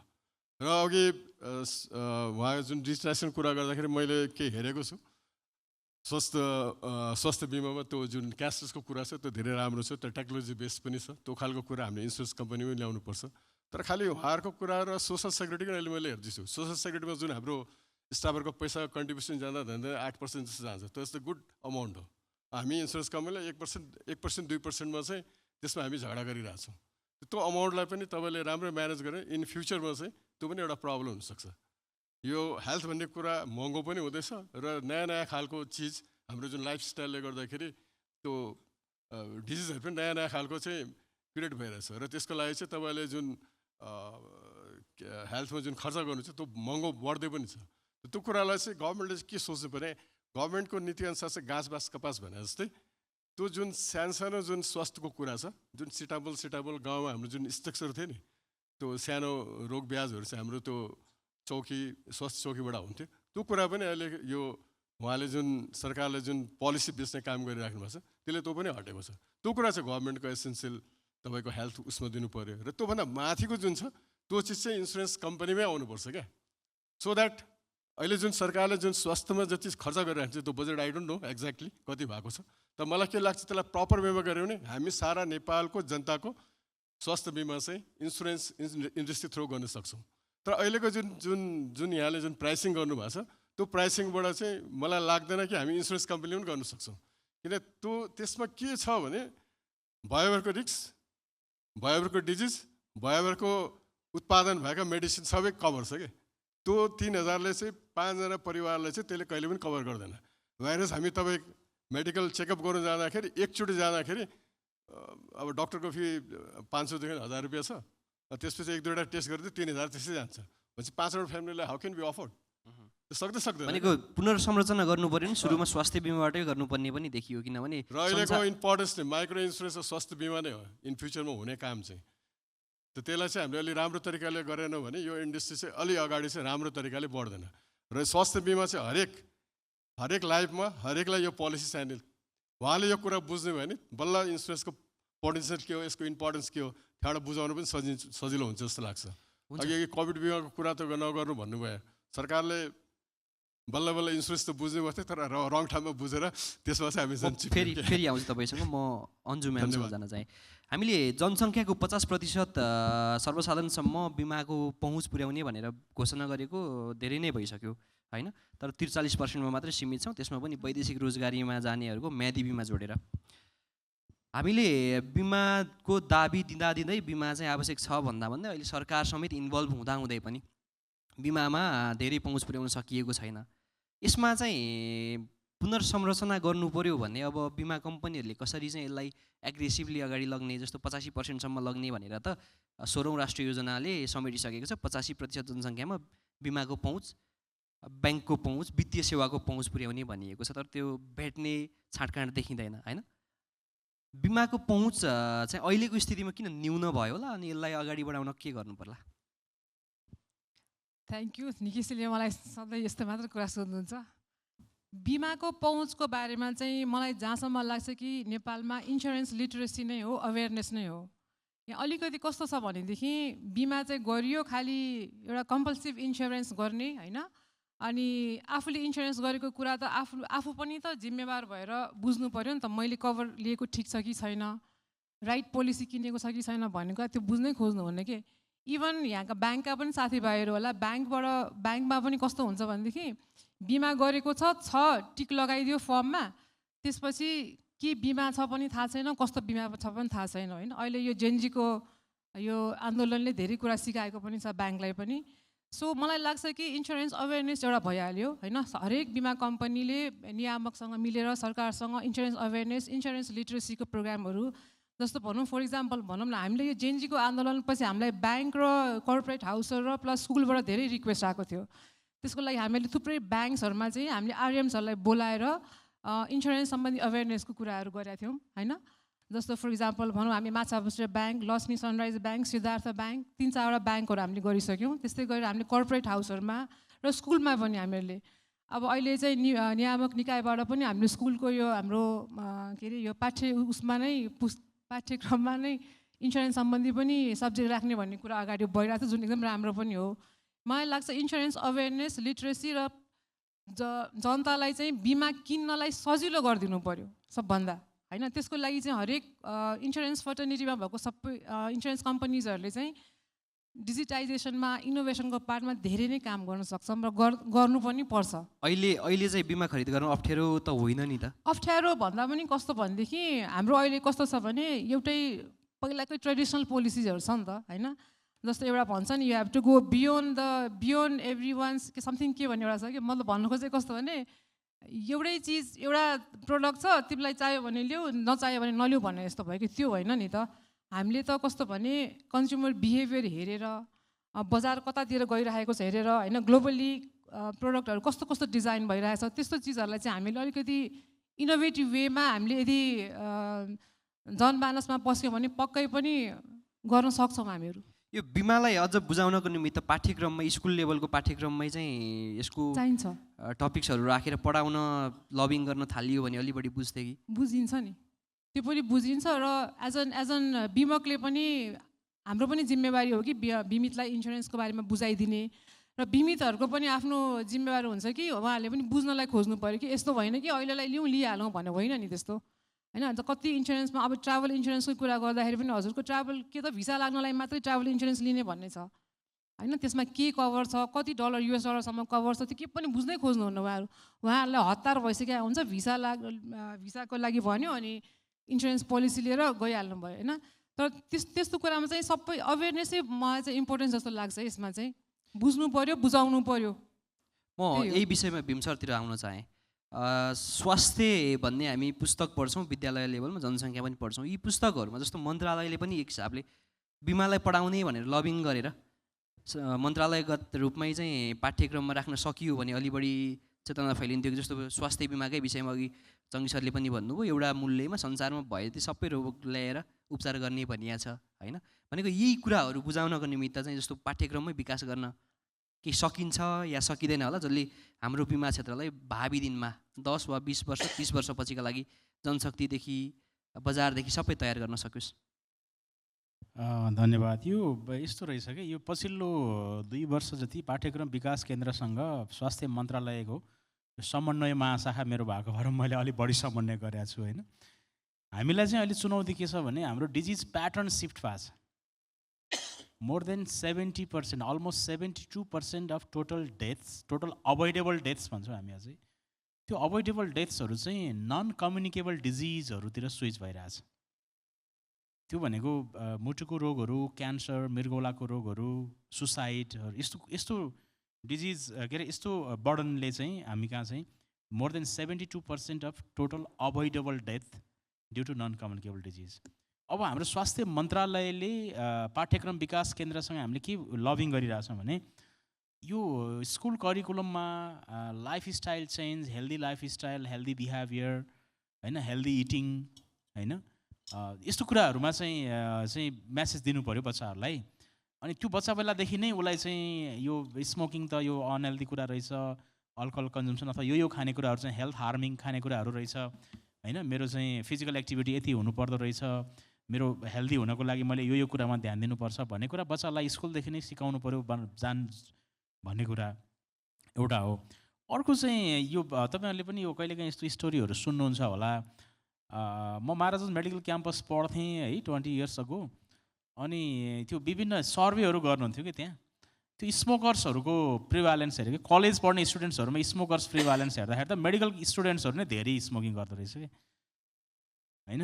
अनि त्यसपछि त्यस्तै अरू पनि जस्तै नर्सिङ स्टुडेन्ट कलेजमा गएर चाहिँ त्यो अनहेल्दी फुड ह्याबिट्सहरूको चाहिँ सर्वे गरेको त त्यो के अरे जङ्क फुड्सहरू भन्छौँ नि, त्यो जङ्क फुड्सहरू धेरै खाने त अरू जनरल स्कुलमा पढ्ने, अरू जनरल कलेजमा +2मा पढ्ने चाहिँ स्टुडेन्ट्सहरूको कम्पेरिजनमा नर्सिङ कलेजमा पढ्ने, PCL नर्सिङ पढ्ने विद्यार्थी भाइ बहिनीहरू अलि धेरै सङ्ख्या त्यहाँ बहिनीहरूको हुन्छ, उहाँहरूले पो त्यो चटपटेहरू धेरै खाने, चाउचाउहरू धेरै खाने त उहाँहरूको धेरै रहेछ क्या। यो चाहिँ नलेज इट्सेल्फले चाहिँ डिटरमाइन गर्दो रहेछ। स्कुल एजुकेसनमा हामीले अब पेनिट्रेट गऱ्यौँ भने त हुन चाहिँ एउटा विन्डो अफ पेनिट्रेसन चाहिँ त्यो हुनसक्छ, पाठ्यक्रममै राखौँ भने अब के नै त्यो बच्चाहरूलाई पढाउने क्या होइन। हेल्दी कुरा खाऊ भनेर पढाउने कि अथवा फिजिकल एक्टिभिटी गर भनेर पढाउने, तिम्रो डिजिज प्याटर्न यस्तो भइरहेछ यसो गर भन्ने कि विदेश नजाऊ नेपालमै बसेर सङ्घर्ष गर नेपालै राम्रो छ भनेर पढाउने कि बुढा भएका बा आमालाई रेस्पेक्ट गर्नुपर्छ है होइन, हाम्रो कल्चर यस्तो हो है भनेर पढाउने कि अब फेरि यो बिमा भने यो है बिमा गर्नुपर्छ है भन्ने कि अथवा ब्याङ्कमा खाता खोल्नुपर्छ है, ब्याङ्कमा खाता खोल्ने कुरा राम्रो हो, सेभिङ गर्नुपर्छ है भने यस्तो देयर आर सो मेनी के लाइफ स्किल्स पनि छ होइन, अथवा अरू थुप्रै कुराहरू छन्। त्यसो हुँदा मैले पर्टिकुलरली चाहिँ यो पाठ्यक्रम विकास केन्द्रसँग पछिल्लो 2 वर्ष यो हेल्थलाई कम्पलसरी विषय थियो। कुनै बेला मैले स्कुल पढ्दा नि हेल्थ चाहिँ मैले कम्पलसरी विषय पढेको 8, 9, 10मा। बिचमा त शिक्षा मन्त्रालयले त्यसलाई चाहिँ अप्सनल विषय बनाइदिएछ। अन्त अप्सनल विषय बनाएर पनि only 10 to 12% of the schools, secondary schools in the country होइन, they are following the optional के त्यो अप्सनल सब्जेक्ट पढाउने चाहिँ त्यो बिचरा स्कुलको चाहिँ व्यवस्थापन समितिको हेड सरको बाध्यता के हो भने त्यो विषय पढाउने टिचर छ भने चाहिँ त्यो विषय विद्यार्थीलाई लिन लाउने, otherwise optional to the headmaster, optional to the school management committee, optional not to the student कि भनेको यस्तो भइरहेछ। यसले चाहिँ पाठ्यक्रममै बिमालाई राख्न सक्ने स्थिति ठ्याक्कै देखिएन भन्ने कुरा। I don't think so, Okay, I don't think so. मलाई माफ गर्नु होला, तपाईँहरू सबै बिमा ब्याङ्किङ क्षेत्रको अडियन्सको अगाडि मैले यो तितो कुरा बोलेँ होला। मैले भन्दाखेरि त लाइफस्टाइल चेन्जकै कुरा गर्नुपर्छ, बिहेभियर चेन्जकै कुरा गर्नुपर्छ, हेल्थ प्रमोसनकै कुरा गर्नुपर्छ भन्छु हजुर मैले चाहिँ। म पूजन म्यामसँग जान चाहेँ। जस्तो भीम सरले भन्नुभयो होइन 72% चाहिँ नन कम्युनिकेसन डिजिजले त्यो डेथ हुने स्थिति देखिया छ होइन। यी सबै कुराहरू जस्तो अघि चङ्की सरले अलिकति भन्नु पनि भएको थियो, साइबर सेक्युरिटीको जोखिम बढ्दैछ होइन। जेनजी मुभमेन्ट पछि चाहिँ हाम्रो अब सरकारी सम्पत्तिहरू त्यति बिग्न जल्यो, त्यस पछाडि सरकारले अब बिमा गर्नुपर्छ भन्ने कुरा आइसकेको छ होइन। यी सबै विषयहरू समेटेर नेपालको बिमा क्षेत्रलाई पुनर्संरचना गर्दै आगामी 10, 20 वा 30 वर्षपछिका निमित्त तयारी गर्न के कस्ता कामहरू गर्नु पर्ला? अब हामी कन्क्लुजनतर्फ नै जाँदैछौँ। हजुर धन्यवाद। त्यही त अघि सरले भन्नुभएको जस्तो अब अहिले नन कम्युनिकेबल डिजिजहरूबाट चाहिँ डेथ हुने ट्रेन्ड बढेको छ भन्नुभएको छ। र मैले सुरुवातमै भने अब अहिलेको ट्रेडिसनल हेल्थ इन्सुरेन्सले मात्रै काम नगर्न सक्छ र त्यसमा चाहिँ अब विभिन्न किसिमका क्रिटिकल इलनेसहरू पनि थपेर होइन अब अहिले पनि प्रचलनमा त छ, हामीले निर्देशिकै पनि जारी गरेको छौँ, त्यसलाई अब हामीले अमेन्ड गर्दै पनि लानुपर्ने छ र डिफ्रेन्ट खालको पोलिसी बनाएर जानुपर्छ जस्तो लाग्छ मलाई चाहिँ। जस्तै गर्दाखेरि चाहिँ ती जटिल खालका रोगहरू, लाइफस्टाइलसँग रिलेटेड डिजिजहरू पनि कभर होस् र ती सब कुराहरू गर्दाखेरि फेरि हामीले ऐन नियमको अधीनमा रहेर पनि गर्नुपर्छ। फेरि बिमा भन्दैमा सबै कुराको पनि कभरेज बिमासँग अभाइलेबल हुँदैन, एभ्रिथिङको सल्युसन पनि बिमा होइन, तर सल्युसन भएसम्म चाहिँ हामीले गर्न सकिन्छ।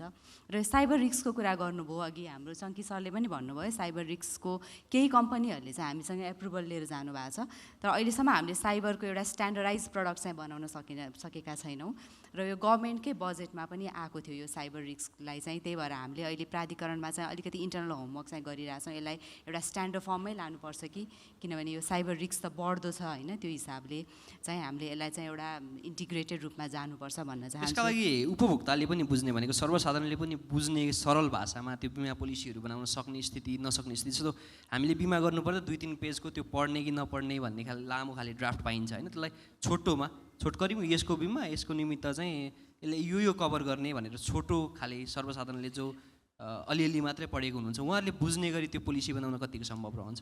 हजुर अब यो अरू पोलिसी त सकिएला, तर यो साइबर रिस्क चाहिँ अलिकति म आफैले पनि यसमा अलिकति होमवर्क गरेर 2-3 महिना काम गरेको थिएँ, तर यो चाहिँ कस्तो हुँदो रहेछ भने यो एकदम हाइली कम्प्लिकेटेड हुँदो रहेछ कि, अनि त्यही भएर यसलाई चाहिँ एकदम सरलमा चाहिँ बनाउन सकिन्छ भन्न सक्दिनँ म। यो बाहेक अन्त चाहिँ यो बाहेक अरूको त हामीले अहिले तपाईँहरूले हेर्नुभयो भने धेरै जसो पोलिसीहरूलाई हामीले सिम्प्लिफाई गर्दै लगेका छौँ। पहिले र अहिलेको पोलिसीमा धेरै चेन्जेसहरू आइसकेको छन् र म यसमा अलिकति अर्को कुरा पनि जोड्न चाहन्छु चाहन्छु सचिवज्यू यहाँ हुनुभएकै अब बेलामा मैले एउटा चाहिँ अपर्च्युनिटी पनि लिन चाहन्छु। जस्तै स्वास्थ्य बिमाको कुरा आइरहेछ, स्वास्थ्य बिमा बोर्ड होइन, अरू यो इन्सुररहरूले गर्ने प्राइभेट स्वास्थ्य बिमाको जहिले पनि एउटा डिबेटेबल इस्यु छ।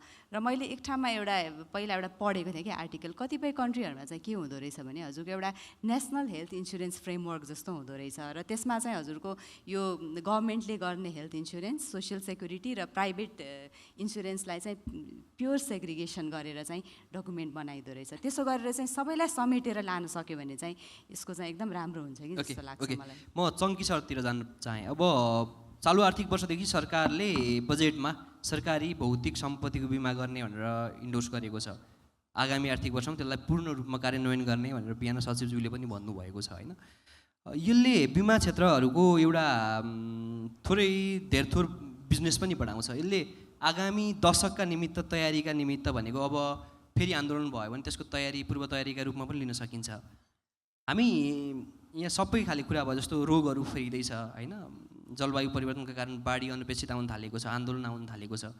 यी सबैका तयारीका निमित्त हामीले कस्तो खाले नीतिहरू बनाएर भोलि आइपर्ने अपरझुट आइपर्ने त्यो चुनौतीहरू सङ्कटको सामना गर्न बिमा क्षेत्र कसरी तयारी अवस्थामा रहनु पर्ला? प्रश्नको लागि धन्यवाद। यहाँले अघि जुन बिहान भन्नुभयो नि, इन्सुरेन्स डिस्क्लोजले एउटा चाहिँ डकुमेन्टेसन गरेर चाहिँ मन्त्रालयमा पठाएर हामीले यो गऱ्यो भनेर, त्यसको चाहिँ हामी सङ्घबाट पनि धेरैचोटि यो कुरा चाहिँ हरेक बजेटमा उहाँले जस हामीलाई बोलाउनुहुन्छ के छ भनेर सोद्धाखेरि हामीले यो कुरा राखिरहेको हुन्छ। एटलिस्ट अस्तिको जुन घटनापछि चाहिँ इन्सुरेन्स चाहिँ गर्नुपर्छ भन्ने खालको चाहिँ आएको चाहिँ छ। अब फेरि नयाँ बजेटकै कुरा, अघि उहाँले इन्भल्भको कुरा गर्नुभएको थियो, अब त्यही नै होला सायद सरले होइन। अब त्यो बजेटलाई चाहिँ छुटाउनु पर्छ जस्तो लाग्छ। कुनै पनि काम गर्दाखेरि चाहिँ हामीले जब प्लानिङ गरिसकेपछि त्यसमा के कति खालको खर्चहरू आउँछ होइन, त्यसलाई कसरी प्लान गर्ने भन्ने खाले कुरा आउनुपर्छ। र त्यो गरेको खण्डमा चाहिँ गभर्मेन्टले पनि के बुझ्नु पऱ्यो भने, जस्तो अस्ति जति नोक्सान भयो, लेट्स अस्ति एउटा एक्जाम्पल नै दिन्छु। त्यो एकजना मन्त्रीले एउटा गाडी चढ्नु भएको थियो नि, त्यो जलाइदिएको थियो आएको, त्यो गाडीको प्राडो थियो, maybe the cost maybe 2 crore थियो होला। या त्यो 2 करोडको प्रिमियम चाहिँ मेरो ख्यालले 3 लाख हुन्थ्यो होला टोटल उसले कभरेज गरे। अब ल उसले 5 वर्ष नै तिरेर गभर्मेन्टले त्यो 15 लाख तिरेको हुन्थ्यो होला इन एन एभरेजमा। तर जल्दा त 2 करोडै पाउँथ्यो नि त। हामी सोध्दैनौँ। अस्ति हाम्रो यो इलेक्ट्रिसिटीको कुरा आउँदाखेरि हाम्रो कुलमान घिसिङजीले चाहिँ इन्सुरेन्स गर्नुपर्ने जस्तै छैन, यो अलिक खर्च हुँदैन। तर उहाँले त रिस्क देख्नु भएको छैन। प्राइभेट सेक्टरमा यति हाइड्रो पावरमा जति क्लेम छ होइन, अब लक्कीले अब गभर्मेन्टको चाहिँ त्यो क्लेम परेको छैन। त्यो परेको खण्डमा त अरबको क्षति हुन्छ। हामीले करोडको प्रिमियम मात्रै तिर्छौँ। ल त करोड 10 करोड गरेर 10 वर्ष तिर्यो भने 1 अरब त तिर्छौँ नि। तर त्यहाँ क्षति भयो भने चाहिँ कति अरब जान्छ त्यो हामी हिसाब गर्दैनौँ क्या। त्यो इन्सुरेन्स भन्ने कुरा चाहिँ कस्तो भने त्यसलाई चाहिँ कम्पलसरी नै गर्नुपर्छ। इभन डेभलपमेन्ट कन्ट्रीमा पनि इन्सुरेन्स भनेर चाहिँ कम्पेल्ड गरेर गर्ने हो। सकले कसैले नै गर्दैन। खाने कुरा होइन नि त, देख्ने कुरा होइन, लगाउने कुरा होइन। हाम्रो जुन 5 सेन्स जति छ, जे देख्ने, सुँग्ने, टेस्ट गर्ने, यो केही पनि छैन। त्यो लेखेको हुन्छ, लेखेमा रिस्क लेखेको हुन्छ, त्यसको प्रिमियम दिने, त्यसको कभरेज गर्ने। त्यही भएर चालु आर्थिक वर्षदेखि त्यसलाई इन्सुरेन्सलाई चाहिँ कम्पलसरी गर्नुपर्छ। स्वास्थ्यको कुरा गर्दाखेरि बाहिरतिर गभर्मेन्ट अब नेसनल हेल्थको कुरा पनि गर्दाखेरि इन्सुरेन्सको पेनिट्रेसनमा छ भने उहाँलाई के गर्छ भने फोन गर्छ, तिम्रो रेगुलर हेल्थ चेकअप गर्नु आऊ भनेर सिटिजनलाई म बताइरहेछु। त्यो किन भन्छ भने prevention is better than the cure होइन। त्यो अगाडि नै आएर उसले रेगुलर हेल्थ चेकअप गर्ने, कुनै ठुलो खालको डिजिज लगायो भने त्यो प्रिभेन्ट गर्दाखेरि इन्सुरेन्स कम्पनीले सस्तो हुन्छ। त्यो लागिसक्यो क्रिटिकल इलनेस लाग्यो भने महँगो हुन्छ। त्यही भएर उसले अगाडि नै त्यो हेल्थ चेकअप गर्नु लगाउँछ। र अघि तपाईँले मोडर्न कुरा गर्दाखेरि हामीले कुनै पनि पोलिसी गर्दाखेरि भ्यालुएटेड अब प्रडक्टहरू निकाल्नुपर्छ, एड एन्ड कभरहरू निकाल्नुपर्छ होइन। अब त्यही हेल्थको कुरा गर्दाखेरि तपाईँले जुन गजेट लगाउनुहुन्छ नि वाच, तपाईँले यसले कति तपाईँको किलोमिटर चल्नुभयो, तपाईँको हेल्थको के छ होइन, तपाईँको पाल्पिटेसन के छ, ब्लड प्रेसरको के छ, सुगर लेभल के छ, त्यो चिज गर्दा पनि इभन बाहिरतिर क्लबले पनि तपाईँलाई छुट दिन्छ क्या। हेल्थ इन्सुरेन्स पनि त्यो दिने आइसक्यो। त्यो अहिलेको जमानामा के छ भने पोलिसी चाहिँ अलिक महँगो पनि हुन्छ इन्सुरेन्स पोलिसी। त्यही भएर कसलाई कतिखेर चाहिन्छ, स्विच अन स्विच अफ, तपाईँको जति तपाईँले युज गर्नुभयो त्यसको डिपेन्ड गर्दा तपाईँको टाइमिङको अनुसारले चाहिँ पैसा लिने के। If you required you just make the switch on होइन। तपाईँ आज काठमाडौँबाट पोखरा जानुहुन्छ भने थर्ड पार्टी चाहिँ अलरेडी छ।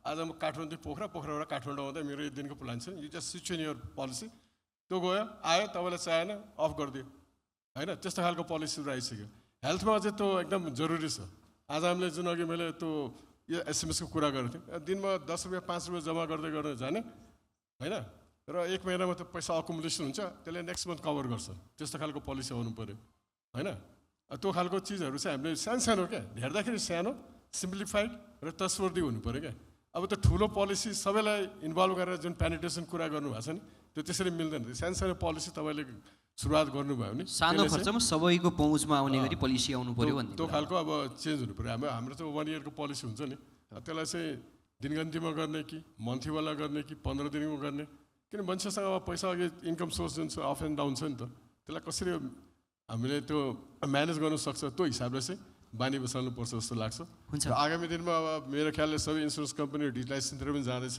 एआईको कुरा छ होइन खालि लिने कुरा मात्रै होइन फेरि दिने कुरा पनि चाहियो नि दिने कुरा गर्दाखेरि एआईबाट चाहिँ कसरी तपाईँ क्लेम सेटलमेन्ट गर्ने भन्ने खालको कुराहरू पनि छ होइन अब हाम्रो यहाँ जस्तो हामीले भिआइपी अन द स्पोट निकालेको थियौँ त्यो गर्दाखेरि अब मार्केटमा कसरी काम गर्छ भन्दाखेरि अरू साथीले पनि निकाले तपाईँले कुनै नयाँ चिज गर्दाखेरि अरूले पनि त्योभन्दा बेटर के एकजना तपाईँ कसै फर्स्ट मुभरले चाहिँ त्यो कुराहरू चाहिँ रिसर्च गरेर अलिक धेरै कुरा कम्प्लिकेटेड त्यो फेस गर्छ भने सेकेन्ड मुभरले त्यसलाई अलिक बेटर तरिकाले ल्याउँछ कि त्यही भएर हामी यसमा चाहिँ इनोभेसनको कुरामा चाहिँ पछाडि पर्नु हुँदैन जस्तो लाग्छ र त्यो क्लेमको कुरा गर्दा पनि अब हाम्रो यहाँ चाहिँ धेरै कुराहरू बनाउनु पर्ने छ क्या जस्तो अब पार्ट्सको कुरा गऱ्यो होइन हाम्रो इन्सुरेन्स कम्पनीमा के छ भने तपाईँको मेन सोरुमबाट चाहिँ बिल ल्यायो भने चाहिँ एउटा अरू ठाउँबाट 3टा अब आजकल के छ सोरुमले नै कोटेसन गरेर सामान ल्याएर भ्याट बिल तिरेर चाहिँ हामीलाई क्लेम गरिदिन्छ हुन्छ त्यो चिज 50 यताबाट आउँदा 2 लाख पर्छ कि त्यो सबै कुरालाई चाहिँ एआईबाट गर्नुको लागि चाहिँ मार्केटमा त्यसको प्राइस के छ होइन जस्तो कुनै गाडीको तपाईँको बाहिरतिर हामीले घन्टाको काम गर्छु भन्छ नि त्यसको पे घन्टा अनुसार दिन्छ कसरी भनेपछि कुनै गाडीको तपाईँ नोक्सानी छ डेन्ट पेन्ट छ भनेपछि त्यहाँ कतिवटा मान्छे काम गर्नुपर्छ होइन कति घन्टा कति दिनमा बन्छ त्यसमा कति खर्च छ घन्टाबाट हिसाब त नि हाम्रो यहाँ त के छ भने यताको डेन्ट पेन्ट भयो भने यताको डेन्ट पेन्ट नै छुट्टै रिपोर्ट आउँछ फुल डेन्ट पेन्ट गऱ्यो भने 40-50 हजार बन्छ दायाँ र बायाँ अगाडि र पछाडि भन्दाखेरि 1 लाख बिल आउँछ क्या यस्तो ठाउँमा माथि चढिसक्नु मसँग 2टा प्रश्न बाँकी छ अब अन्जु म्यामलाई अहिलेकै अवस्थामा नेपालका बिमा कम्पनीहरू चाहिँ भविष्यको तयारी गर्दैछन् भविष्यको दाबी भुक्तानी गर्न सक्ने स्थितिमा त्यो पूर्व तयारी अथवा त्यसका निमित्त तयारी अवस्थामा रहलान् वा नरहलान् अफकोर्स रहन्छ नि होइन यत्रो वर्ष त हामीले यत्रो क्लेम तिरेर वी आर स्टिल सर्भाइभिङ भनेपछि त हामी भविष्यको लागि पनि पक्कै पनि तयार छौँ तर त्यही हो कि अलिकति इनोभेसन पार्टमा चाहिँ काम गर्नुपर्छ कि चङ्की सरले भन्नुभयो जस्तै युबिआई पोलिसी भयो युजर बेस्ड पोलिसी भयो एम्बेडेड इन्सुरेन्स भयो होइन एउटै ट्रेडिसनलमा नगइकन चाहिँ तपाईँको हुन्छ नि moving beyond one size fits all भन्छ नि त एउटै चिज सबैलाई होइन कि कन्ज्युमर बिहेभियर हेरेर हामीले प्रोडक्ट डिजाइन गर्नुपर्छ र गर्दै पनि छौँ हामी पक्कै पनि चाँडै नै आउँछौँ होइन त्यस्तै गरेर सरकार र हाम्रो नियामक निकाय पनि सँगसँगै मिलेर चाहिँ जानुपर्छ जस्तो लाग्छ है मलाई चाहिँ नट ओन्ली हामी इन्सुरेन्स कम्पनी मात्र होइन कि यता सरकारबाट पनि सबै निकाय मिलेर हातेमालो गर्दै जानुपर्छ हुन्छ धन्यवाद तपाईँलाई अब अन्त्यमा म भीम सरतिर आउन चाहेँ अहिलेकै गतिमा नेपालको बिमा क्षेत्र अघि बढिराख्यो भने स्वास्थ्य बिमा कार्यक्रम यसै गरी अल्झिँदै अघि बढिराख्यो भने अबको 5, 10 वा 15 वर्षपछि नेपालको बिमा क्षेत्र यही स्थितिमा रहला अथवा फड्को मार्न सक्ला सर होइन फड्को मार्नु पर्छ होइन अब त्यो फड्को मार्नलाई त्यो सुधारमा जानलाई हामीले कसले के गर्नुपर्ने हो कहाँ इन्टरभेन गर्नुपर्ने we have to do that स्वास्थ्य बिमाको कुरा गर्नुहुन्छ भने स्वास्थ्य बिमामा केही समस्याहरू हामीले पहिचान गरेका छौँ र अहिलेको मान्य मन्त्रीज्यू र स्वास्थ्य मन्त्रालयको नेतृत्वले स्वास्थ्य बिमालाई अहिलेको स्वास्थ्य मन्त्रालयको 1 नम्बर प्रायोरिटीमा राखेर यसलाई रिफर्म गर्ने गरी डायग्नोसिस हामीले गरिसकेका छौँ ट्रिटमेन्ट प्लान हामीले बनाइसकेका छौँ तर हामी केही अरू स्टेक होल्डरहरूलाई पनि यसमा अनबोर्ड गर्न चाहन्छौँ अर्थ मन्त्रालय राष्ट्रिय योजना आयोग लगायतका स्टेक होल्डरहरू प्रदेश सरकार स्थानीय सरकार पनि एउटा मेजर स्टेक होल्डर हो स्वास्थ्य बिमालाई सुधार गर्नको लागि र यो प्रदेश सरकारले के इन्टरभेन गर्न सक्छ स्थानीय सरकारलाई कहाँनिर इन्टरभेन गर्न सक्छ सङ्घीय सरकार स्वास्थ्य मन्त्रालय अर्थ मन्त्रालय योजना आयोग सङ्घीय मामिला मन्त्रालय लगायतका अरू पनि राष्ट्रिय बिमा के अरे बिमा प्राधिकरण लगायत अन्य चाहिँ यो कमर्सियल इन्सुरेन्स कम्पनीजहरूले चाहिँ कसरी स्वास्थ्य बिमा लागू गर्न सक्नुहुन्छ बियोन्ड द्याट पनि सामाजिक सुरक्षा कोष भनेर फेरि हामीले अर्को विन्डो क्रिएट गरेका छौँ कर्मचारी सञ्चय कोषले पनि कर्मचारीहरूको उपचारको लागि भनेर त्यहाँ पनि अलिकति त्यो स्पेस चाहिँ क्रिएट गरिसकेका छ पुलिसको आर्मीको पनि फेरि भलाइको होस् भनेको छ, उतातिर चाहिँ छुट्टै वेलफेयर फन्डबाट चाहिँ छुट्टै अस्पताल खोलेको छ। निजामती कर्मचारीहरूलाई चाहिँ निजामती अस्पताल भनेर मिन भवन एउटा अस्पताल खोलेको छौँ 40% 50% डिस्काउन्टमा। यस्ता यस्ता थुप्रै विन्डोजहरू चाहिँ हामीले क्रिएट गरेका छौँ क्या। त्यो डिफ्रेन्ट आखिर त्यो सोर्स अफ रिसोर्स त एउटै इन्भेलप हो नि, त्यो एउटै इन्भेलपबाट डिफ्रेन्ट चाहिँ विन्डोजहरू बनाएर हामीले रिसोर्स च्यानलाइज गरिरहेको क्या। यसले चाहिँ अलिकति हामीलाई स्वास्थ्य बिमालाई चाहिँ थोरै चाहिँ सोच्न बाध्य बनाइरहेछ। यो सबै विन्डोजहरूलाई चाहिँ कसरी एकअर्कालाई चाहिँ सिनर्जी हुने गरी चाहिँ डेभलप गर्ने, यो कुरामा चाहिँ हामीले प्रब्लम आइडेन्टिफाई गरौँ। इट मिन्स हाम्रो डाक्टरी भाषामा diagnosis we have completed, treatment plan is already there होइन। र अब अहिले चाहिँ मन्त्रालयको चाहिँ number 1 priority is health insurance reform. We are on the right track and we have to reform health insurance. हुन्छ, धन्यवाद यहाँलाई।